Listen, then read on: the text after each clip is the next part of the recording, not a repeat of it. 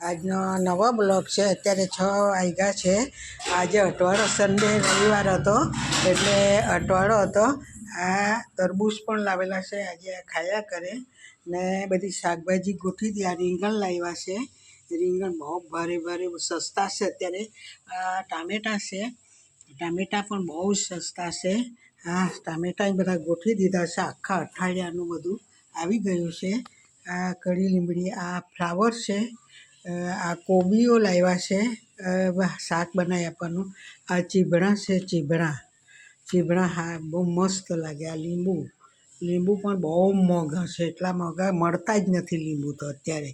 રીંગણ તો બહુ ભારે ભારે રીંગણ છે, પોચા રીંગણ હોય તેનું. આ ગુલાબી રંગનું રીંગણ છે, મસ્ત શાક બહુ ફાઇન બને છે એનો. આજે તુવેર છોલીને આ તરબૂચ આખું લાવેલા. આ તરબૂચ એ ખાધું છે.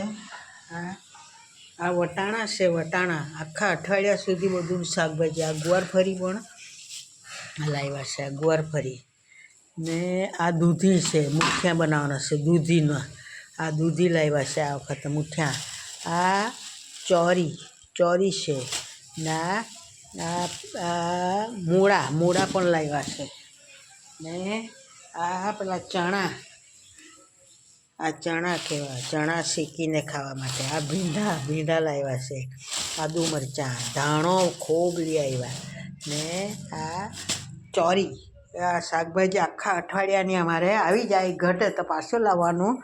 આ બોર પણ 50 રૂપિયાના કિલો છે. આ બોર લાવ્યા છે, હાથીને એ બનાવવાના છે. આ પાપડી છે, પાપડી બધી ઘરની છે એટલે એ બાકી છે બનાવવાની, એટલે પાપડીઓ બનાવવાની બાકી. આખું ભરેલું છે, આ બનાવીને મૂકવાના છે પાપડી. આખા અઠવાડિયા સુધી અમારે શાકભાજી લાવવાની જ નહીં, એટલી બધી શાકભાજી. આ તુવેર છોલતી છે, અત્યારે શાક બનાવવાનું છે તુવેર અત્યારે. ને દીવા થઈ ગયા છે. હવે પૂજા પણ કરી દીધી છે, દીવા થઈ ગયા છે. હવે અત્યારે હું આનું શાક બનાવવાનું છે, લીલવાનું. આ તુવરનું સોલતી છે અત્યારે. આખા અઠવાડિયા સુધી અમારે લાવવાનું નહીં અને ચાલ્યા કરે આખા અઠવાડિયા સુધી શાકભાજી.